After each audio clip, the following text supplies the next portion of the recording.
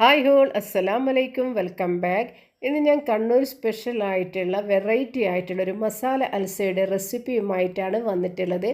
അപ്പോൾ ഈ ഒരു അൽസ തയ്യാറാക്കിയിട്ട് എടുക്കാൻ വേണ്ടിയിട്ട് ഗോതമ്പ് ഉപയോഗിച്ചിട്ടാണ് ഞാൻ ഈ ഒരു അൽസ തയ്യാറാക്കിയിട്ട് എടുക്കുന്നത്.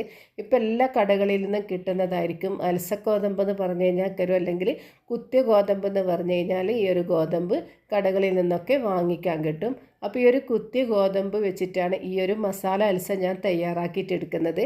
അപ്പോൾ എപ്പോഴും ഞാൻ പറയുന്നത് പോലെ തന്നെ ഈ ഒരു വീഡിയോ നിങ്ങൾ കണ്ടുകൊണ്ടിരിക്കുന്ന സമയത്ത് ഒന്ന് ലൈക്ക് ചെയ്യാനും കൂടെ തന്നെ സബ്സ്ക്രൈബ് ചെയ്യാത്ത കാണുന്നതാണെങ്കിൽ പ്ലീസ് ഒന്ന് സബ്സ്ക്രൈബ് ചെയ്ത് തന്നെ ഒന്ന് സപ്പോർട്ട് ചെയ്യാനും ഓളെന്ന ഓപ്ഷൻ എനേബിൾ ചെയ്യാനും മറക്കല്ലേ. അപ്പോൾ ഈ ഒരു മംഗല അൽസ എങ്ങനെ തയ്യാറാക്കുന്നത് നോക്കാം.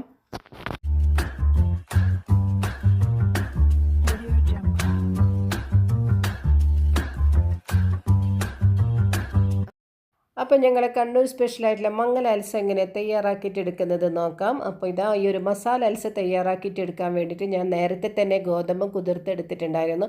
മാക്സിമം ഒരു 6 മണിക്കൂർ നേരമാണെങ്കിൽ ഈ ഒരു ഗോതമ്പം കുതിർത്തെടുക്കണം. അതായത് ഈ ഒരു കുത്തിയ ഗോതമ്പാണ് ഈ ഒരു അൽസയ്ക്ക് വേണ്ടിയിട്ട് എടുക്കേണ്ടത്. അപ്പം ഞാനിതാ ഇത് കഴുകിയെടുത്തിട്ട് കുതിർത്തതാണ്. അപ്പോൾ ആ ഒരു ഗോതമ്പ് ഞാൻ ഈ ഒരു ചെമ്പിലേക്കൊന്ന് ഇട്ട് കൊടുത്തിട്ടുണ്ട്. ഇതിലേക്ക് ഞാനൊരു 3 കപ്പ് വെള്ളമാണ് ഒഴിച്ചു കൊടുത്തിട്ടുള്ളത്. പിന്നെ ഇത് ഒരു വലിയ കഷ്ണം ഇഞ്ചി ചതച്ചെടുത്തത് കൂടി ഇതിലേക്ക് ചേർത്ത് കൊടുത്തിട്ടുണ്ട്. ഇതിലേക്ക് ഒരു നല്ല പഴുത്ത തക്കാളി കൂടി അരിഞ്ഞിട്ട് കൊടുക്കുന്നുണ്ട്. ഞാൻ ഈ മസാലകളൊന്നും വഴറ്റാതെ തന്നെയാണ് ഇതിലേക്ക് ചേർത്ത് കൊടുക്കുന്നത്. ഇങ്ങനെ ചേർത്ത് കൊടുത്തിട്ട് ഇതിൽ നിന്ന് തന്നെ കുക്കാകുമ്പോൾ കൂടുതൽ ടേസ്റ്റ് കിട്ടും. ഇനി ഇതിലേക്ക് ഒരു 10 അല്ലി വെളുത്തുള്ളി ചതച്ചെടുത്തത് കൂടി ചേർത്ത് കൊടുത്തിട്ടുണ്ട്. പിന്നെ ഇത് ഒരു മീഡിയം സൈസ് ഒരു വലിയ ഉള്ളി അരിഞ്ഞിട്ട് ഇതിലേക്ക് ചേർത്ത് കൊടുത്തിട്ടുണ്ട്. പിന്നെ ഒരു 4 പച്ചമുളക് കൂടി ചേർത്ത് കൊടുത്തിട്ടുണ്ട്. പിന്നെ ഞാനിത് ഒരു 200 ഗ്രാമോളം ബോൺലെസ് ചിക്കനാണ് ഇതിലേക്ക് ഇട്ട് കൊടുത്തിട്ടുള്ളത്. എല്ലുള്ള ചിക്കനാണെങ്കിൽ കുഴപ്പമൊന്നുമില്ല. പിന്നെ അത് വെന്ത് കഴിഞ്ഞാൽ അതിൻ്റെ എല്ലൊക്കെ ഒന്ന് മാറ്റിയെടുത്താൽ മതിയേ. ഇനി ഇതിലേക്ക് ഒരു 1/4 ടീസ്പൂൺ മഞ്ഞൾപ്പൊടിയും 1/2 ടീസ്പൂൺ കാശ്മീരി മുളകും ഒരു 3 ഗ്രാമ്പു ഒരു 2 കഷ്ണം പട്ട അതുപോലെ തന്നെ 3 ഏലക്കായ് കൂടി ചേർത്ത് പിന്നെ കുറച്ച് കുരുമുളക് മുയ്യൻ കുരുമുളക് ചതച്ചെടുത്തത് ചേർത്ത്. അപ്പം ഞാനിത് വിറകടുപ്പിലാണ് തയ്യാറാക്കിയിട്ട് എടുക്കുന്നത്. അപ്പോൾ വിറകടുപ്പിൽ തയ്യാറാക്കിയിട്ട് എടുത്തു കഴിഞ്ഞാൽ ആ ഒരു അൽസയുടെ ടേസ്റ്റ് ഒന്ന് വേറെ തന്നെയാണ്. സാധാരണ കുക്കറിലാണെങ്കിൽ ചെയ്യുന്നത് കുഴപ്പമില്ല, പക്ഷേ ടേസ്റ്റിന് ഒരുപാട് വ്യത്യാസമുണ്ട്. കാരണം വിറകടുപ്പിൽ നിന്ന് കുക്ക് ചെയ്തിട്ട് എടുക്കുമ്പോഴുള്ള ആ ഒരു ടേസ്റ്റ് എന്തായാലും കുക്കറിൽ തയ്യാറാക്കിയിട്ട് എടുക്കുമ്പോൾ എന്തായാലും ഞങ്ങൾക്കത് കിട്ടില്ല. അപ്പോൾ അത് വിചാരിച്ചിട്ടാണ് ഞാൻ എന്തായാലും വിറകടുപ്പിൽ തന്നെ ഈ ഒരു അൽസ തയ്യാറാക്കിയിട്ട് എടുക്കാമെന്ന് വിചാരിച്ചിട്ടുള്ളത്. പിന്നെ ഇപ്പോൾ 2 മസാലകളൊക്കെ ഒരുമിച്ച് ഗോതമ്പിൽ ചേർത്ത് കൊടുത്തിട്ടാണ് ഈ ഒരു അൽസ വേവിച്ചെടുക്കുന്നത്. അപ്പോൾ സെപ്പറേറ്റായിട്ട് മസാലകളൊക്കെ വഴറ്റിയെടുക്കുന്നത് എന്നല്ല, ഇതുപോലെ ഇതിൽ ചേർത്തിട്ട് തന്നെ വേവിച്ചെടുക്കുന്നതാണ് ഏറ്റവും നല്ല. പിന്നെ ഇപ്പോൾ 2 കൂടുതൽ ടേസ്റ്റും ഈ ഒരു രീതിയിൽ ചെയ്തെടുത്തു കഴിഞ്ഞാൽ തന്നെയാണ്. അപ്പോൾ ഇതാ അടുപ്പ് നന്നായിട്ട് കത്തിച്ചു കൊടുത്തിട്ടുണ്ട്. അപ്പോൾ ഇതിൽ നിന്ന് തന്നെ നന്നായിട്ടൊന്ന് കുക്കാവട്ടെ. ഇനി ഇതൊന്ന് കുക്കായിനാന്ന് നോക്കിക്കളയാമോ. അപ്പോൾ ഇതാ ഇതിൻ്റെ വെള്ളമൊക്കെ ഒന്ന് നന്നായിട്ട് കുറുകി വന്നിട്ടുണ്ട്. ഈ ഒരു സമയത്താണ് ഞാൻ ഇതിലേക്ക് ഉപ്പ് ചേർത്ത് കൊടുക്കുന്നത്.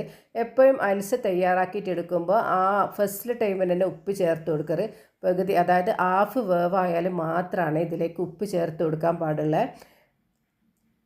അങ്ങനെ ഇതാ ഞാൻ വീണ്ടും അടച്ച് വെച്ച് കൊടുത്തിട്ടുണ്ട്. എന്താ വെച്ചാൽ 1/2 കുക്കല്ലായിട്ടുള്ളൂ. അപ്പോൾ 1/4 ഭാഗം കുക്കായി കഴിഞ്ഞാൽ എന്ത് ചെയ്യാൻ, ഇതുപോലത്തെ ഒരു മന്ത് ഉപയോഗിച്ചിട്ട് ഇതിനൊന്ന് നന്നായിട്ടൊന്ന് അടിച്ചെടുക്കണം. ആ ഒരു അടിച്ചെടുക്കൽ നിന്നാണ് ഈ ഒരു അൽസ നന്നായിട്ട് ഉടഞ്ഞ് കിട്ടുകയുള്ളൂ. നല്ല ടേസ്റ്റോട് കൂടിയിട്ട് ഞങ്ങൾക്ക് ഈ ഒരു ചിക്കനും അതുപോലെ തന്നെ അൽസയുടെ ഈ ഒരു ഗോതമ്പൊക്കെ ഒന്ന് നന്നായിട്ട് ഉടഞ്ഞ് കിട്ടണമെങ്കിൽ ഇതുപോലെ ഒരു മന്ത് ഉപയോഗിച്ചിട്ട് ഇതിനെ അടിച്ചെടുക്കുകയാണ് ചെയ്യേണ്ടത്.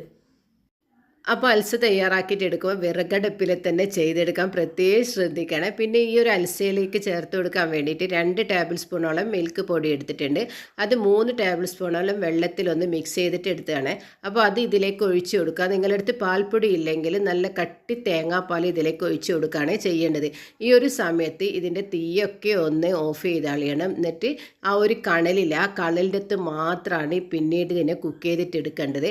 എന്നാൽ മാത്രമേ ഈ ഒരു ഗോതമ്പ് നന്നായിട്ട് വെന്ത് കിട്ടുള്ളൂ. പിന്നീട് കടലിൻ്റെ അടുത്ത് തന്നെയാണ് ഇതിനൊന്ന് അടിച്ചെടുക്കുകയും ചെയ്യേണ്ടത്. നന്നായിട്ട് അടിച്ചു കഴിഞ്ഞാൽ നല്ല പെർഫെക്റ്റ് ആയിട്ടുള്ള നല്ല ടേസ്റ്റോട് കൂടിയിട്ടുള്ള അൽസ ഞങ്ങൾക്ക് തയ്യാറാക്കിയിട്ട് എടുക്കാൻ പറ്റും.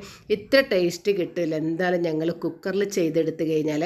വിറകടുപ്പിലാകുമ്പോൾ അതിന് വേറെ തന്നെ ഒരു രുചിയും ടേസ്റ്റും ഒക്കെയാണല്ലോ. ഇനി ഇതിന് ഒരു ഉള്ളി ഫ്രൈ ചെയ്തിട്ട് എടുക്കാനുണ്ട്. അപ്പോൾ അതിന് വേണ്ടിയിട്ട് ഞാനിത് അടുപ്പിലൊരു പാൻ വെച്ചിട്ട് 2 ടീസ്പൂണോളം ഗീയാണ് ഇതിലേക്ക് ചേർത്ത് കൊടുത്തിട്ടുള്ളത്. സൺഫ്ലവർ ഓയിലോ വെളിച്ചെണ്ണയോ ഒന്നും എടുക്കാൻ പാടില്ല, നല്ല നെയ്യ് തന്നെ എടുക്കാൻ ശ്രദ്ധിക്കണം. പിന്നെ ഇത് 2 വലിയ ഉള്ളി സ്ലൈസ് ചെയ്തത് കൂടി ഇതിലിട്ടിട്ട് ഇതിനൊന്ന് ഫ്രൈ ചെയ്തിട്ട് എടുക്കുകയാണ് ചെയ്യേണ്ടത്. നല്ലൊരു ഗോൾഡൻ ബ്രൗൺ കളറായി കിട്ടുന്നത് വരെ ഇതിനൊന്ന് ഫ്രൈ ചെയ്തിട്ട് എടുക്കണം. അപ്പോൾ ഈ ഒരു മസാല അൽസയ്ക്ക് ഈ ഒരു ഉള്ളി ഫ്രൈ ചെയ്തത് എന്തായാലും നിർബന്ധമാണ്. പ്ലെയിനായിട്ട് കഴിക്കുമ്പോൾ നമുക്ക് അത്ര ടേസ്റ്റ് കിട്ടില്ല. അപ്പോൾ ഇതുകൂടി ചേർത്ത് കഴിഞ്ഞാൽ മാത്രമേ നല്ല ടേസ്റ്റോട് കൂടിയിട്ടുള്ള മസാല അൽസ കഴിക്കാൻ പറ്റും. അങ്ങനെ ഇത് ഈ ഒരു ഉള്ളി നല്ല ഗോൾഡൻ ബ്രൗൺ കളറായി കിട്ടിയിട്ടുണ്ട്. ഈ ഒരു സമയത്ത് ഞാനിതിൻ്റെ ഫ്ലെയിം ഒന്ന് ഓഫ് ചെയ്യുന്നുണ്ട്. അപ്പോഴേക്കും ഞാനിത് 4 പ്ലേറ്റ് എടുത്തിട്ട് അതിലേക്കൊന്ന് സെർവ് ചെയ്ത് കൊടുത്തിട്ടുണ്ട് മസാല അൽസ. അതിന് മുകളിലായിട്ട് ഈ ഒരു നെയ്യും ഫ്രൈ ചെയ്ത് വെച്ച ഉള്ളിയും ഇതിലേക്ക് ചേർത്ത് കൊടുക്കാൻ.